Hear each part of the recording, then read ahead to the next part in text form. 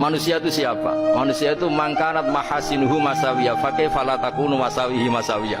Manusia itu orang ketika baik saja salah, apalagi pas salah.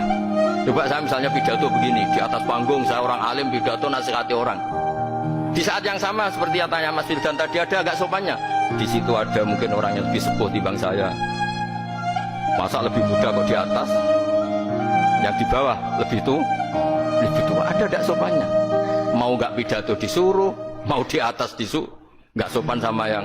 Tapi misalnya yang paling sepuh pidato nggak pernah ngaji kok pidato, terus gimana? Artinya ketika kita baik saja ada salahnya, apalagi pas salah.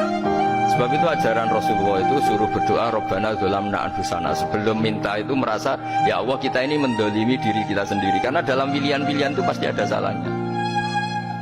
Coba misalnya Anda bangun masjid habis 2 miliar, yang harusnya 1 miliar sudah jadi. Terus nanti suatu saat ketemu Allah ditanya, itu ada orang miskin, fakir miskin, yatim. Andai kan kamu sumbang 1 miliar itu sejahtera semua. Gara-gara kamu bangun masjid terlalu mewah.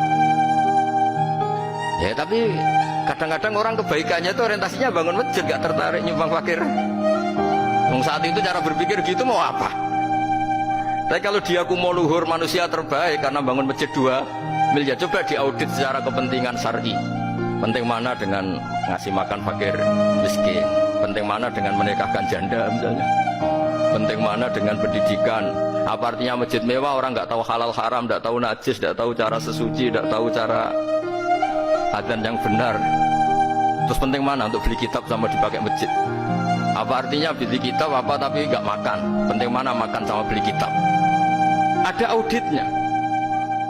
Makanya manusia itu ketika baik pun disuruh istighfar, apalagi ketika salah. Nah dengan perasaan seperti itu kebencian pada orang lain luluh, karena potensi baik pada orang lain ternyata tinggi, dan potensi salah ke kita juga tinggi.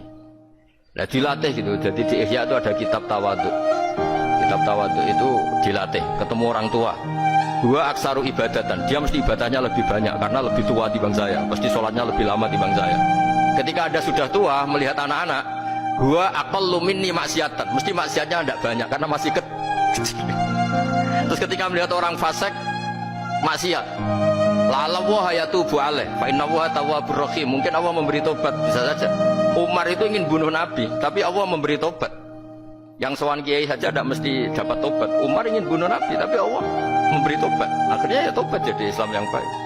Dalam sejarah Wali Songo, Kalijogo sowan Sunan Bonang itu ingin garong, tapi malah jadi muridnya jadi wali. Kalau Allah sudah menghendaki tidak ada ya. Perang Uhud orang Islam kalah itu karena panglimanya siapa? Khalid bin Walid. Tapi dia malah yang dapat hidayah. Nah, sama orang yang sekarang Anda benci, bisa saja Allah merencanakan ada apa? Hidayah di situ. Dan kita yang merasa benar, jangan saja ada rencana Allah bikin kita su'ul khotimah, na'udzubillah min dzalik, kan tidak pernah tahu. Nah, dari tidak pernah tahu itu orang diusahakan tawadhu. Wa ma adri ma yuf'alu bi wala bikum, kita tidak pernah tahu. Makanya meskipun saya ini kiai, terus kata orang banyak itu ketok, kalau istighfar jangan nangis betul kan? Coba kan nggak perlu di depan umum, nanti ada penampilan kan ribet kan nanti. Jangan nangis, nggak ikhlas, nggak mutu.